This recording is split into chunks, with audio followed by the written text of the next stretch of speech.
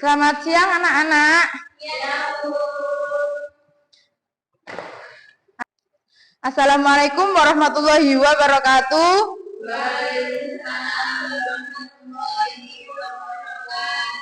Apakah sudah berdoa anak-anak? Belum. Jika belum, maka Ibu akan menyuruh ke ketua kelas untuk memimpin berdoa. Kepada Mbak Lia dipersilakan.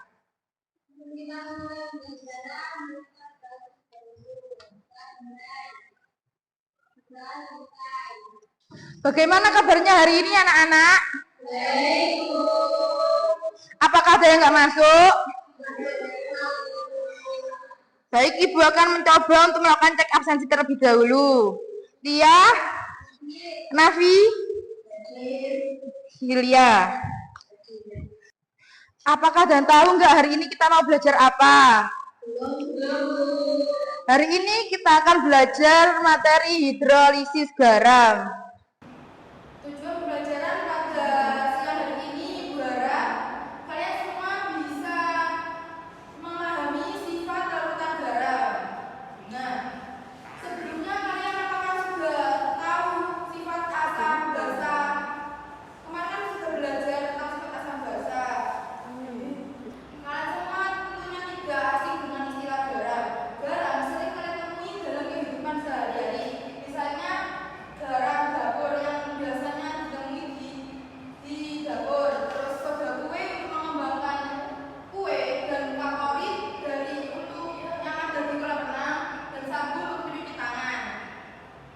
Nah, hari ini bukan akan menggunakan model problem based learning, di mana nanti gimana untuk sistem pembelajarannya, yaitu nanti kalian mendapatkan RKPD, di mana nanti di halaman nomor 2 itu ada mengorganisasikan kegiatan pembelajaran untuk membaca. Terus yang kedua, menyelidikkan, disuruh mengidentifikasi masalah. Yang ketiga, mengumpulkan dan mengolah data. Dan yang keempat, nanti kalian presentasi di depan kelas, di depan teman-teman sekelas. Dan yang terakhir nanti menutup kesimpulan. Apakah sudah ada yang paham? Belum.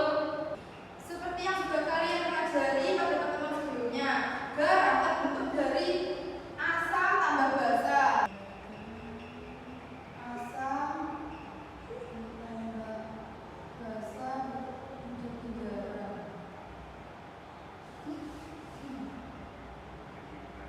Nah, reaksi asam dengan basa membentuk disebut reaksi penetralan. Akan tetapi reaksi penetralan tidaklah membuat larutan garam menjadi netral.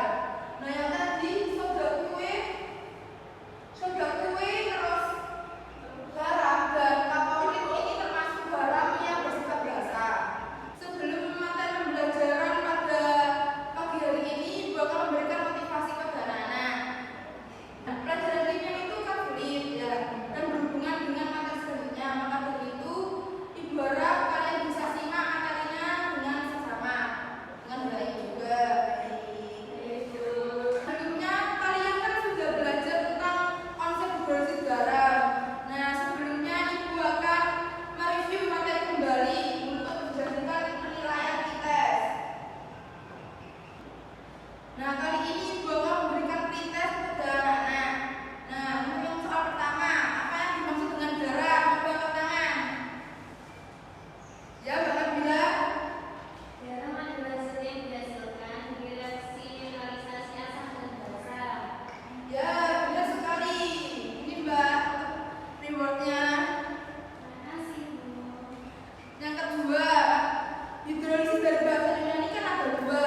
Nah, apa saja? Sebutkan beserta artinya. Kemudian pengertian dari hidrolisisnya sendiri itu apa? Coba angkat tangan.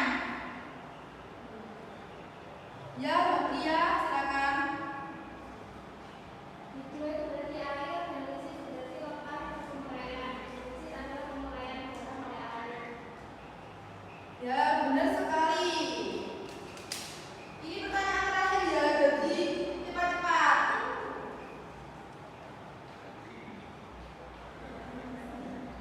Apa perbedaan dari reaksi reversibel dengan reaksi neutralisasi? Ya, Mbak Sofi. Reaksi reversibel yaitu reaksi kimia yang berlangsung dalam dua arah, asam dan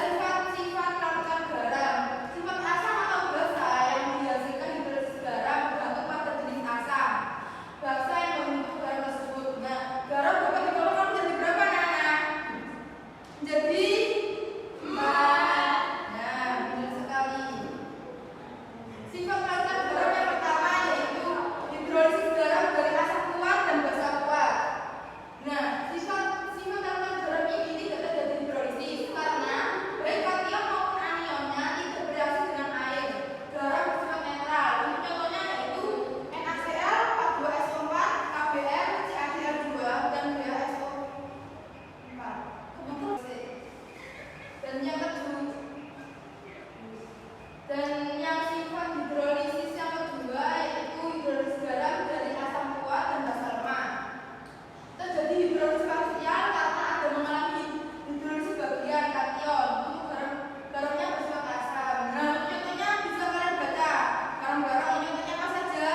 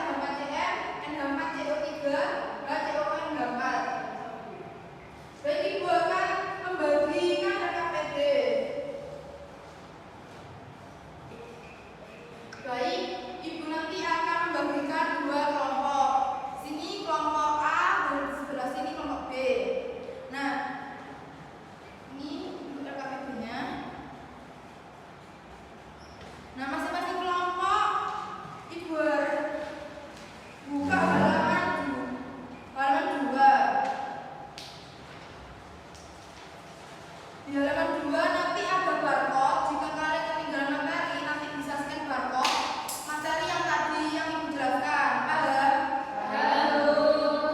Nah, Ibu kan menggunakan model pembelajaran problem based learning. Nah, di mana kita disuruh untuk menyelesaikan masalah. Di halaman 3 ada bacaan tentang pengenalan budaya. Kita menggunakan pendekatan CRT, yaitu pengenalan budaya dan yang berhubungan dengan hidrolisis garam. Nah, di halaman 3 sampai 5 itu kan ada banyak bacaan. Lalu kalian disuruh menjawab di halaman 5 sampai halaman 7. Ibu tunggu. Ibu beri waktu 25 menit. Nanti kalian kalau sudah menjawab pertanyaan tersebut nanti dipresentasikan di depan kelas, di depan teman-teman. Paham? Gimana anak-anak, apakah ada kesulitan? Ini identifikasi masalahnya ada berapa? Itu ada 2 ya, sebutkan 2 saja. Nanti dipresentasikan di depan teman-teman. Ini dibaca semua. Iya, ini semua. Sudah paham? Gimana kelompok A, apakah ada kesulitan? Ini cara ngisinya gimana ya kolomnya? Nah, ini yang kolom-kolom kosong nanti diisi ya. Bisa kalian lihat referensi di sumber literatur di HP atau bisa scan tadi di stimulus tadi. Baik, sudah paham?